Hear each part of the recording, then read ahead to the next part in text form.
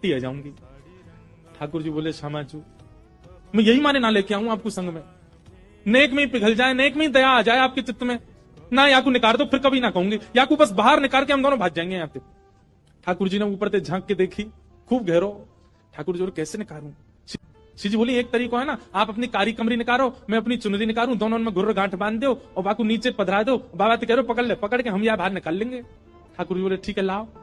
श्री जी ने अपनी चुनरी दी, ठाकुर जी ने कारी कमरी तो बांध के और नीचे वह गड्ढा में डाल दी, और ऊपर से ठाकुर जी बोले बाबा। हाँ भैया कौन है? अरे बाबा मैं यही गांव को छोड़ा हूँ, मैं अभी आवाज सुनाई दी, बाबा मैंने अपनो पटका नीचे डाल दिया, पकड़ लियो, आ जाओ ऊपर को। सूरदास हाँ भैया कहाँ को? जाइए पकड़ लियो। सूरदास जी ने पटका पकड़ो, श्री जी ठाकुर जी को खींच रही है, ठाकुर जी पटका को खींच रहे हो, पटका पकड़ के सूरदास ऊपर आ रहे हैं। कैसी कृपा सूरदास के ऊपर। सूरदास जी मन मन सोच रहे हैं, बोले आज ये कहीं निकल के नहीं भाग जाए मेरे हाथ से। सूरदास जी जैसे ही बाहर आए, बाहर आते ही सूरदास जी ने ऐसा नाटक किया जैसे उन्हें ठोकर लग गई, और ठोकर लगते ही जैसे ही गिरन लगे ठाकुर जी की ओर, ठाकुर जी तो किनारे आ गए, श्री जी के चरणन में जाके गिरे सीधे और चरण पकड़ लिए कस के।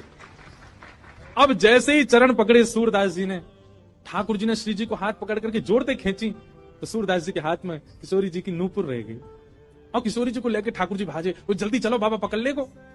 सूरदास जी बोले अरे भैया कहाँ को चलोगो? अरे कौन सा रे भैया, कौन ने निकारो में? ठाकुर जी चिल्लाते जा रहे बाबा मैया बुला रही फिर आऊंगो।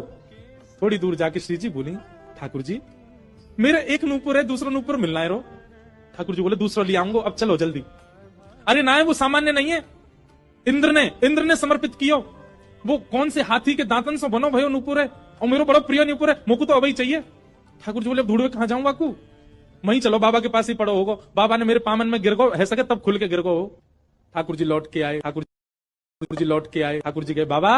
अरे भैया तू आगो। अरे मैं जो कह रहा हूँ मेरी एक सखी आई संग में, बाको नूपुर यहीं गिर गो, आपने देखो? सूरदास जी अपने बगल में दबा के बैठे। सूरदास जी बोले ना लाला मैंने तो ना देखो। बाबा आपके हाथ में लगता रहो बगल में, यही तो है मेरी सखी को नूपुर। अच्छा जे? बोले हाँ ये। अरे जे तुम अभी मिलो यहाँ पे। बाबा दे दो ना, ये मेरी सखी को नूपुर है। लाला जे नूपुर अगर मैंने तोय दे दियो और कहीं बाद में कोई सखी वास्तव में आके मुझे बोली बाबा मेरा नूपुर देखो का, मैं कैसे पहचानू की वो सखी तेरे संग है? मेरे पास आंख तो है ना, मुझे दिख तो रोना है। तो बाबा हम कहते रहे कि नूपुर हमारा। बोले कहवे ते का होवे, एक नूपुर मेरे पास है तो निश्चित है दूसरा तुम्हारे पास ही होगा, दूसरे नूपुर की पहचान करा तो पहले दे दूंगा।